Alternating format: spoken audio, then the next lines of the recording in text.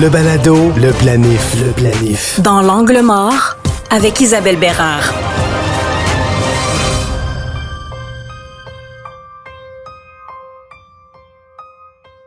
La pandémie nous a fait réaliser que les virus, c'est sournois. On les voit pas. C'est un peu comme les bactéries. Puis des fois, quand ça frappe, ça peut atteindre des populations. Puis ça fait une pandémie. Alors, la COVID-19, c'était ça. Mais l'inflation pourrait être nommée comme étant le virus des portefeuilles. Oui, en fait, les gens... C'est sûr que l'inflation... ce n'est pas spectaculaire, par exemple, comme un crash boursier. Ouais. Par contre, ça crée tout autant de dommages, lentement, À ce point-là. mais sûrement. Oui. C'est sûr que les personnes qui ont des portefeuilles très prudents, là, ceux qui sont vraiment, qui cherchent à se mettre à l'abri complètement... Ouais, les CPG, par exemple. Oui, les certificats de placement garantis ou encore les comptes d'épargne à intérêt élevé sont ceux qui vont être les plus vulnérables, évidemment, à l'inflation. Pourquoi? Ce qu'il faut comprendre, c'est que si on choisit un CPG, par exemple, qui fait 2 de rendement, mais que l'inflation est à 3 on perd réellement 1 de pouvoir d'achat à chaque année. Et j'imagine si on détient le CPG dans un compte comptant, ce n'est pas un REER, ce n'est pas un CELI, ce n'est pas un REE.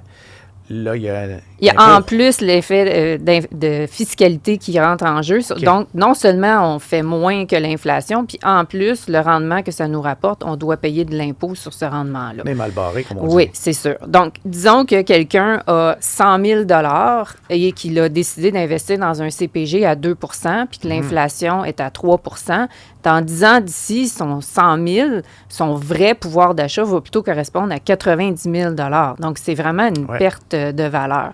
Puis si quelqu'un a décidé d'être encore plus prudent, puis d'être plutôt, de laisser son argent dans son compte bancaire... chèque. On comprend, là, c'est 0 Si l'inflation est à 3 son rendement réel net après inflation est de moins 3 Donc, dans 10 ans, son réel pouvoir d'achat va être de 74 000 Donc, l'inflation, c'est un risque tout aussi important à considérer que, par exemple, la volatilité des marchés. Oui. Donc, les gens qui cherchent à être trop prudents, on pense que le fait de...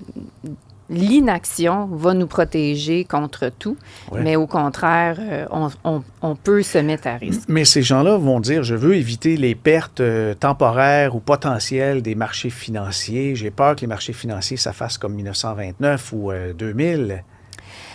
Oui, bien, c'est sûr que si on a un objectif à très court terme, où est-ce qu'on a besoin d'argent rapidement, oui, ça peut être un risque d'investir dans les marchés boursiers. Mais si on a un objectif à long terme, il a été démontré que d'avoir une certaine exposition au marché boursier va, sur le long terme, être beaucoup plus rentable que d'être investi dans des produits jugés sécuritaires, c'est ça. Oui, puis un point très important, c'est qu'il y a possibilité d'investir dans les marchés boursiers avec prudence, dans des titres qui sont établis depuis longues années, depuis de nombreuses années, aussi avec des dividendes, tout ça. Mais l'important, c'est d'en parler.